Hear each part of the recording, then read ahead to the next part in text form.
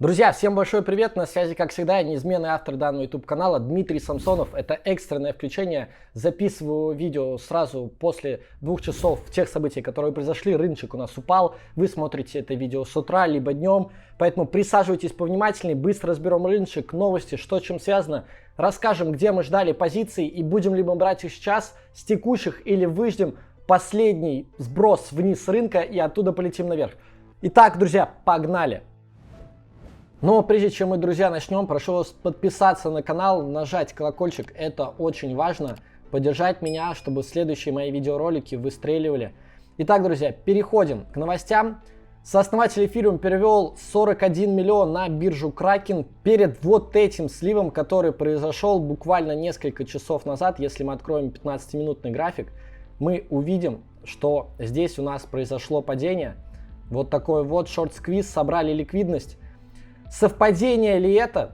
То, что у нас перед падением Ethereum отправился на биржу, на самом деле зачастую такие крупные движения происходят, и на различных ончейн сервисах эту метрику можно отслеживать, чтобы смотреть, как крупные игроки переводят свои средства. Здесь, в принципе, все понятно. Идем дальше. Отток средств из криптофондов продолжается 7-ю неделю подряд. Друзья, очень важно, мы в новостях сейчас будем проговаривать то, каким именно образом это влияет на цену биткоина, заложена ли она вообще в принципе и так далее.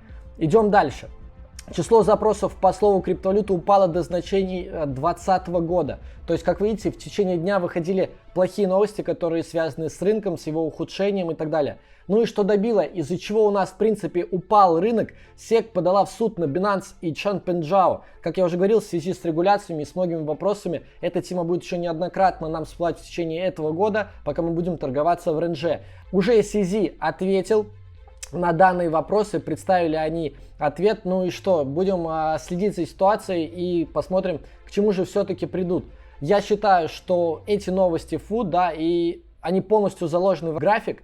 Как мы сейчас видим, как я говорил в прошлом видеоролике, в случае, если мы придем вот в эту зонку 24 800, я бы открывал лонговые позиции. И что я думаю прямо сейчас?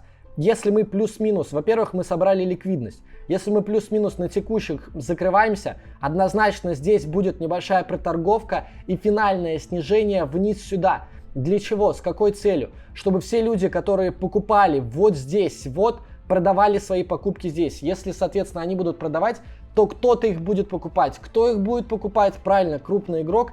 С целью какого-то отскока я говорил и отводил вероятность того, что мы можем сходить на 32 тысячи долларов в случае, если мы вышли бы с этого ренджа, закрепились бы над областью 28 800, 29 300, и тогда можно говорить о походе наверх. Я по-прежнему держу долгосрочные свои позиции в долгосрочном портфеле. Это 20% от всего моего портфеля.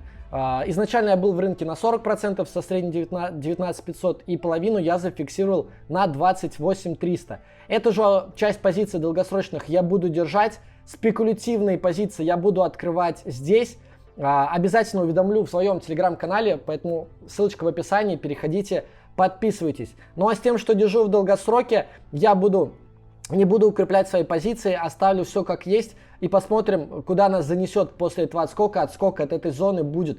У нас это очень сильная зонка. Сейчас я вам покажу более детально. Смотрите, если мы с вами говорили о том, что на протяжении всего вот этого времени крупный игрок отбирал у нас крипту со средней позиции 19-20 тысяч долларов, что здесь происходит не что иное, как распределение.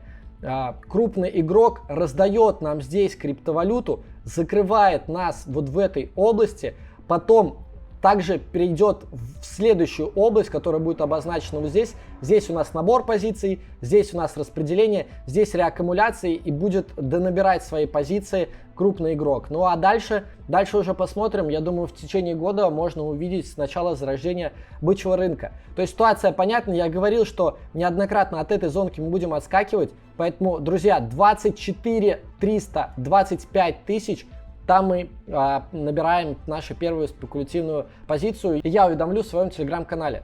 В принципе, на этом, друзья, все. Видеоролик быстро подошел к концу. Увидимся с вами в следующих полезных видеороликах, которые будут выходить на тему ретро-дропов. Всем большое спасибо за внимание и до скорого. Пока-пока.